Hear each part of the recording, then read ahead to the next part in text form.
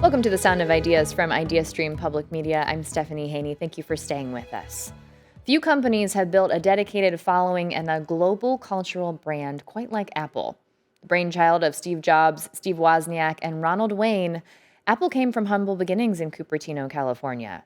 It changed computing in the 1980s with the Apple II and Macintosh computers, survived near bankruptcy in the late 90s, and has since gone on to shape our relationship with technology through its iPod and iPhone devices.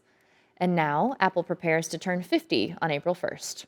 That 50-year history is now being told in a new book from author David Pogue. He's a correspondent for CBS News Sunday Morning. He's also hosted programs like Nova on PBS and is a proud son of Northeast Ohio, hailing from Shaker Heights.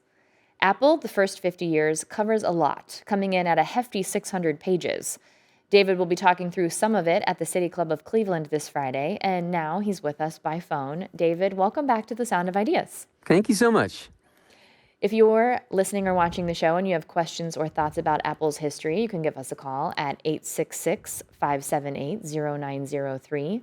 You can also email us at soi@ideastream.org, or you can message us on Instagram at The Sound of Ideas.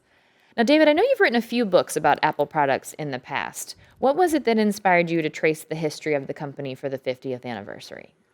You know, I felt as though the many books that had been written about Apple didn't quite do it for me for a couple reasons. One, of course, that they didn't cover all 50 years.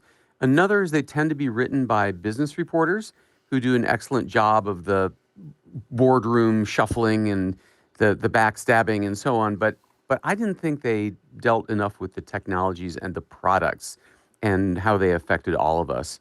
So I really wanted to dive into the cause and effect of these brilliant and sometimes failed products and how they affected society.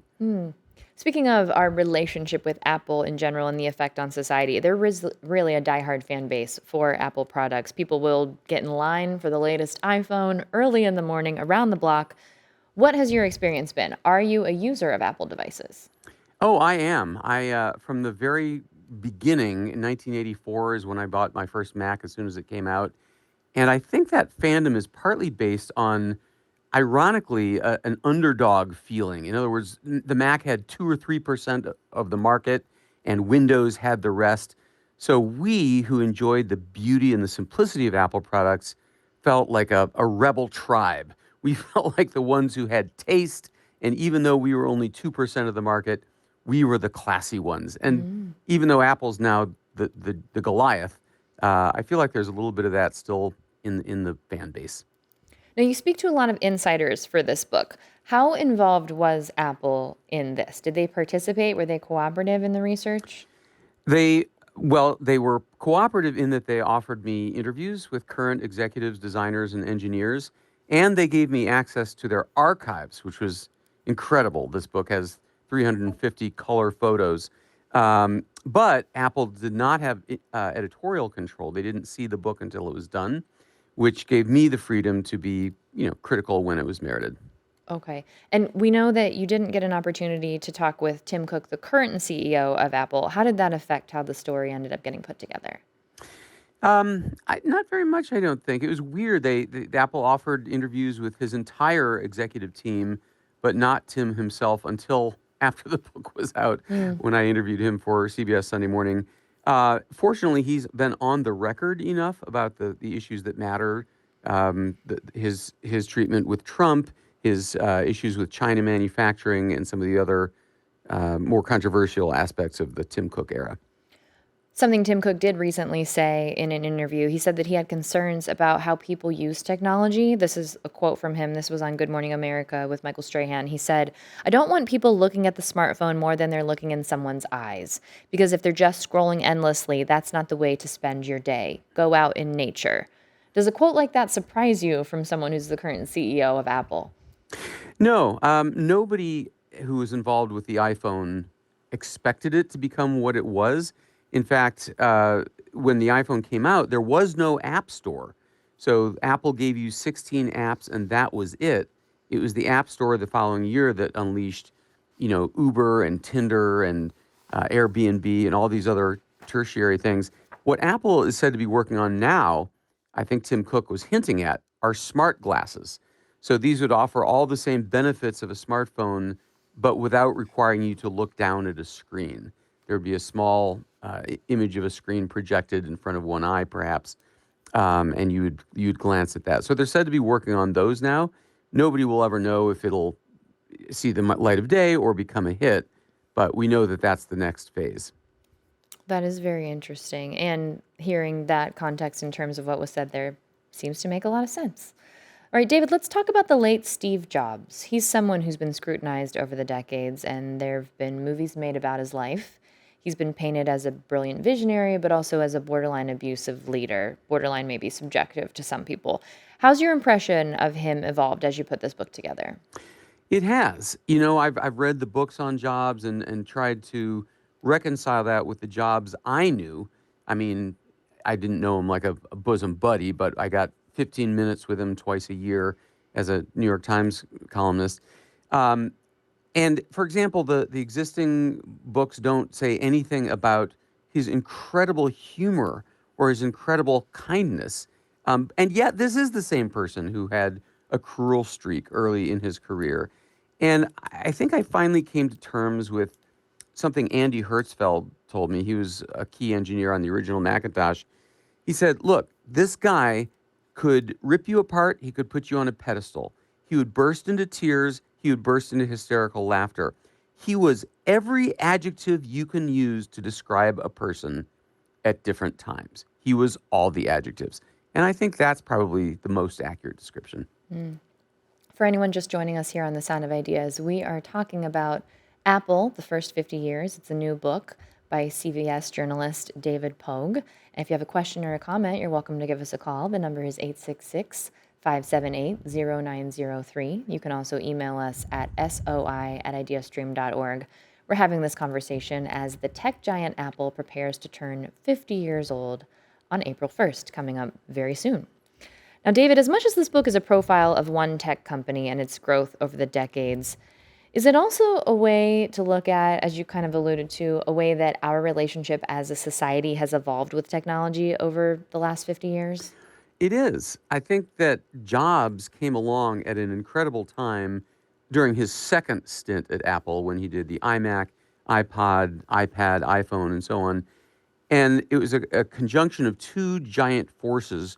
One was the advancing of miniaturization in electronics and Chinese manufacturing, which could be very advanced at very low cost, and the public's comfort level with technology had changed. In the 70s when Apple was founded, no one had ever seen a computer in person. They'd been depicted in movies. We knew that governments and corporations had computers, but it was an absurd thought to think that you might own one on your own. And people were scared of computers. The first laptops, they all had the keyboard up against the front edge of the laptop, not pressed back against the screen like it is today, for the simple reason that that's what typewriters look like. So they wanted people to be comfortable with them, so they made them look like typewriters. So over the years, people have gotten more comfortable with owning technology, using technology, even wearing technology. And a lot of that is because of Apple. Apple made things simple and beautiful enough to take out the terror. I remember being in middle school, and when my neighbor had a computer and we didn't have one yet, I would go over to her house and I would say, let's play on the computer. And she was so sick of it because they had one, but I didn't have one yet. I was excited about it. She told me a little white lie. She said, oh, we can't turn it on. If we turn it on, we have to keep it on for like 5 hours because she didn't want to play on the computer. But I was so excited about the technology. We got an email for you in from James. James writes and wants to know if there is a standout person that you most enjoyed interviewing for the book and why, David. Oh, wow. Yes. And that was this guy named Bill Atkinson. He was also one of the original uh, designers of the Macintosh. He's the guy who brought us the modern graphic interface that we know, the desktop, the icons, the mouse, windows, menus. Um, and he unfortunately died since the interview, which makes me another reason I'm glad I did this book. But he was just full of philosophy and broader thoughts. All of the original Macintosh team, in fact, were artists. They were artists, they were musicians, they were deep thinkers, and Jobs liked it that way. He always said that Apple is the intersection of technology and the arts, and I think that Bill Atkinson is proof of that. Mm. Now, you mentioned this a bit when you were talking about some of the things that current CEO Tim Cook has talked about. Were there other aspects of the company that you were able to look into that are maybe on the less desirable side of history, like the criticisms over human rights violations in China, or as we've come to see, the amount of time young people spend on social media apps, for example? Does that show up in the book? Yeah, both are covered in the book. The latter is a real problem. Is the launch of the iPhone, which led to smartphones, which led to social media, which led to the depression and isolation epidemics among young people. I mean, the world is still trying to cope with that and deal with that. So far, it looks like, as in New York State, the bans on cell phones in schools is a tremendously successful program. It turns out iPods are hot again. People are Mm. buying them off of eBay because you can't listen to music on your phone anymore. You're not allowed to have your phone, so people are buying iPods. The 2010 Chinese suicides, four people at Apple's factory, Foxconn, jumped to their deaths from the top of the dormitories, was, I think, a little bit misunderstood.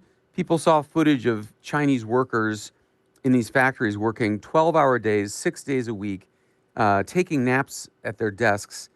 And Americans didn't realize that's standard in China. That's not an Apple thing.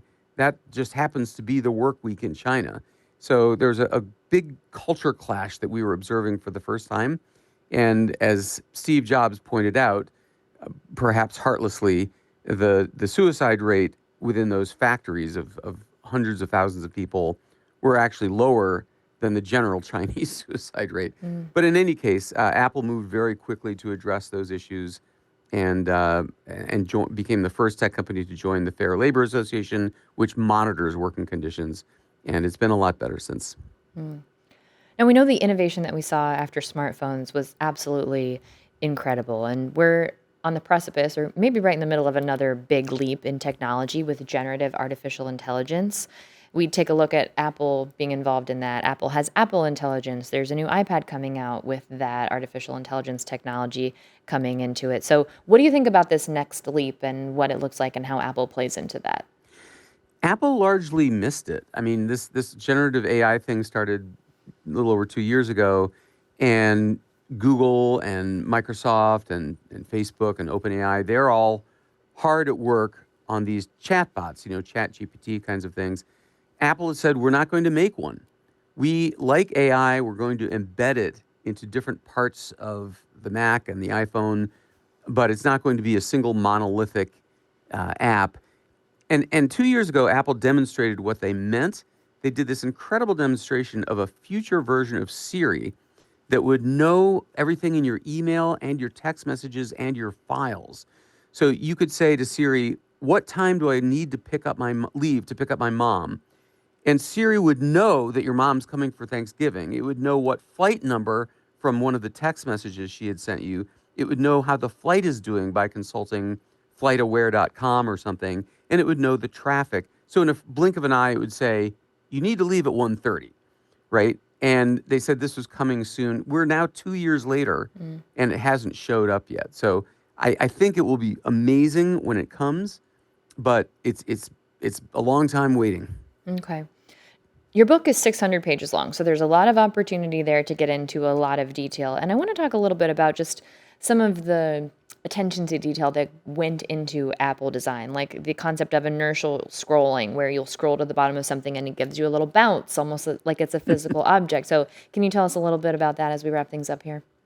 Yeah, I mean, I would say this is one of the aspects of Steve Jobs that lives on. This man, unlike any other major CEO, would get on his hands and knees and fuss over the tiniest details, even details you can't see, like the design of the circuit board that no one would ever see. And Johnny Ive, his chief designer, said, it's because you as a customer, you can sense care, even if you can't see care. In other words, you'll know that somebody slaved over every aspect of this.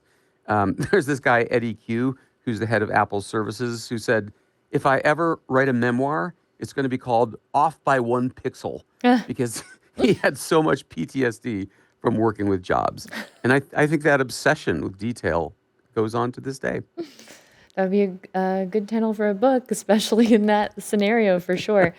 David Pogue, author of the new book, Apple, The First 50 Years. David will be speaking at the City Club of Cleveland this Friday. We do have a link for anyone interested in that event on ideastream.org/SOI. David, thank you so much for spending time with us on The Sound of Ideas today. We appreciate it. My pleasure. Thank you.